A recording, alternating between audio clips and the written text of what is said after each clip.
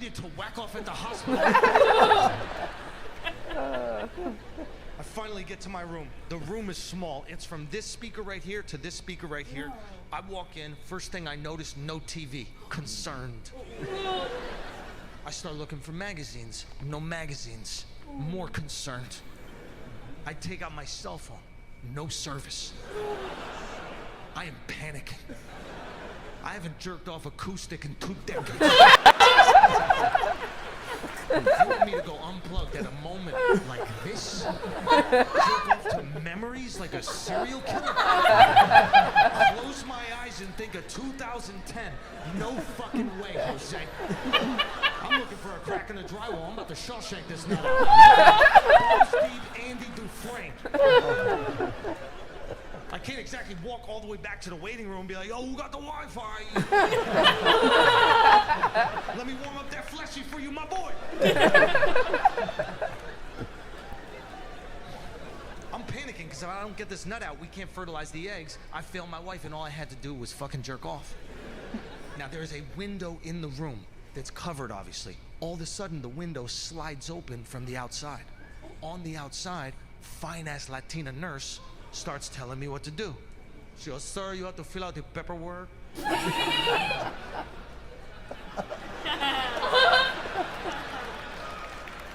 start jerking off immediately. I'm like, this gotta be part of the 30 grand for IVF. I'm role-playing with her. She's like, sir, you have to fill out the paperwork. I was like, I'll fill out your green card, Esmeralda. We're gonna make 2 American citizens today. I'm feeling generous.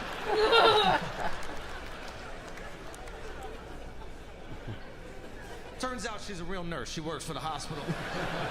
She goes, sir, now is not the time to masturbate.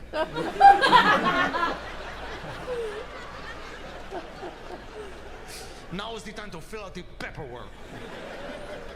She goes, when you finish fill out the paperwork, then you masturbate into the cup. She goes, if you need the loop, you can use the loop. I go, the loop? She goes, the yelly.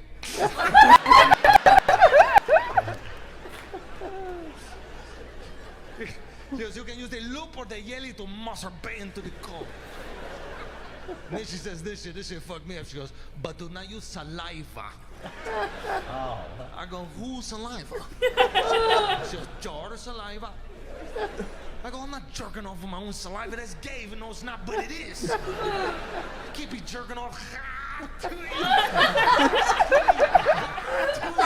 Some fucking infinity pool, that's unhealthy. What if somebody videotapes that shit, puts it in reverse, and now I'm just...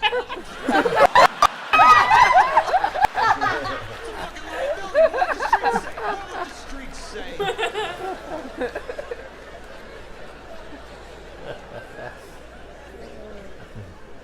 I go, I'm not using my own saliva, Esmeralda. She's like, okay, pero don't do it. She goes, when you finish masturbating to the con, knock twice on the window, I come collect the coat. I go, okay. She closes the window. I throw so much lupe and jelly on my hands. I look like I fisted a donkey. I'm dripping down to the wrist. I start whacking off. I'm inventing masturbation techniques. I'm doing a Mr. Miyagi, octopus, banging my dick on random shit in the room. Anything I can to get this nut out. By some miracle, I get to the point where I'm about to bust. I go to open the cup. The cup has a childproof. Oh!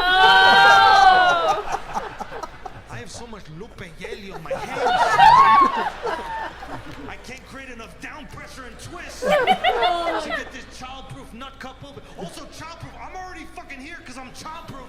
We don't need more childproof. I try to bite the top of the cup off. I can't get it off. Now I have lupe and jelly all over my lips and cheek. I look like a golden retriever playing with a tennis ball. I'm sick. I'm freaking out. If I can't get this nut out, we can't fertilize the eggs. I failed my wife. In this moment of panic, I feel like my only recourse is to knock twice on the window. Ask the finest Latina nurse if she would open a cum cup for me. So out of respect, I move my dick to the side. right? Because I don't want her to slide open the window, see my dick, dive through, start sucking immediately. You know what she wants to do? I'm hungry, give it to me! Out of respect for my wife, I move my dick to the side, knock twice on the window.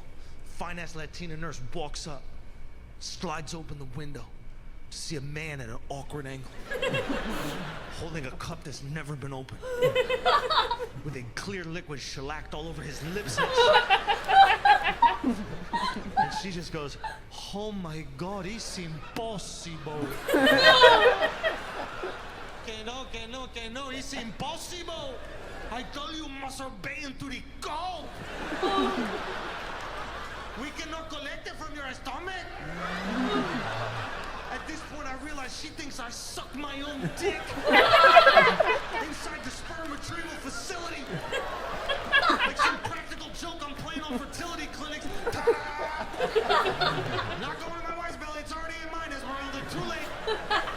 It's the most embarrassing moment of my life. Keep in mind, I still need to provide a sample. I'm begging her, please, please. No, it's not what you think. It's the Lupe Yelly. I couldn't open it. She doesn't believe me, opens the cup begrudgingly, slams it down, closes the window. I start trying to jerk off again. All of a sudden, I can hear her through the window telling the whole hospital I've been sucking my own dick inside the sperm retrieval facility. I'm stroking away. I hear, he's going back for more. I can't believe it. He's insatiable. I know he's a dick sucker. That's why I say no saliva. I know he's gonna use it. And he don't even swallow. He's shooting on his face. He's painting it. He's painting.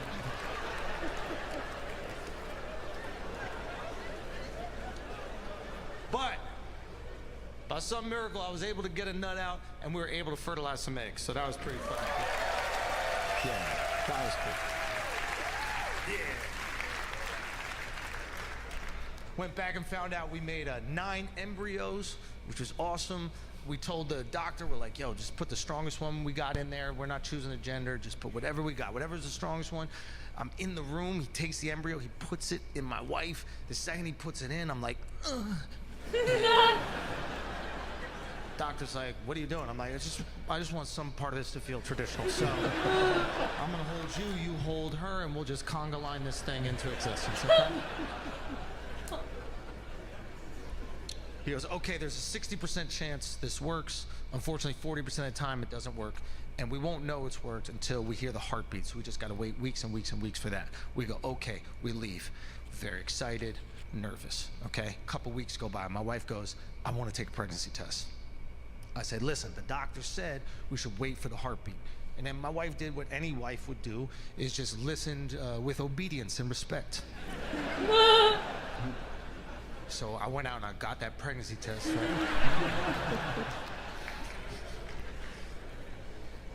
Now, throughout this process, my wife has probably taken 30 pregnancy tests. None of them have gone the way that we wanted. She cries every single time. I feel horrible because I'm putting her through this. But this time, I got to watch my wife look at her first positive pregnancy test, man. It was pretty fucking cool. Yeah, it's fine. It's fine. Bro, I was so excited, I grabbed it out of her hand, I kissed that shit. Pee all over it, didn't give a fuck. And after having the urine of someone I love, respect, and admire on my body, free R. Kelly, bro. It's really as it seems. It's a warm reposado, wash it down with a lime. We see that positive pregnancy test, we're over the moon. We're so fucking excited. Every day we get a little more excited. A few more weeks go by. One morning, my wife wakes me up and she goes, oh my God, I just had the worst nightmare. And immediately, I'm like, okay, I must have cheated on you in your dream again. Because that's all my wife dreams about, is me fucking other women. Every night, she dreams about me fucking other women. And it's like, how do I dream? Like, you know what I mean? Like, why don't you teach me how to do that? That sounds fucking awesome. When I dream, my teeth are falling out, my towel's falling off. Those are my dreams. In your dreams, I'm Leonardo DiCaprio on 10 Blue Chews at the Victoria's Secret shop.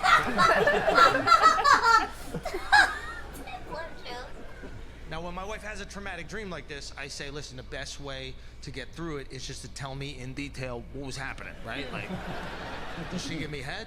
No, she didn't either? Interesting. Okay. Okay, so even in your nightmare, it's my nightmare. Look at that.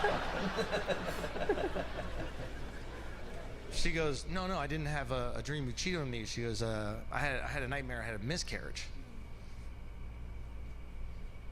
Obviously, very concerning. Try to comfort her. I go, hey, it's okay, babe. This is on your mind. It's been a difficult process for us. Everything is gonna be okay. She gets up to use the bathroom. There's blood everywhere.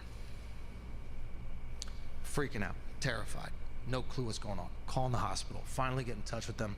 They say, get here as soon as you can. We get in the Uber on the way to the hospital, finally arrive. We go into the room and we're waiting for the doctor to come in to do the ultrasound to see if he can hear a heartbeat, okay? And I start apologizing to my wife. I go, I'm so sorry. She goes, why are you sorry? And I go, well, this is my problem. You bear the burden of it and I can't protect you from that. I'm just really sorry. And she says maybe the coolest thing anybody's ever said to me and probably the hardest moment of her life. She goes, Andrew, you don't have problems anymore. We have problems and we'll figure them out together. It's pretty cool.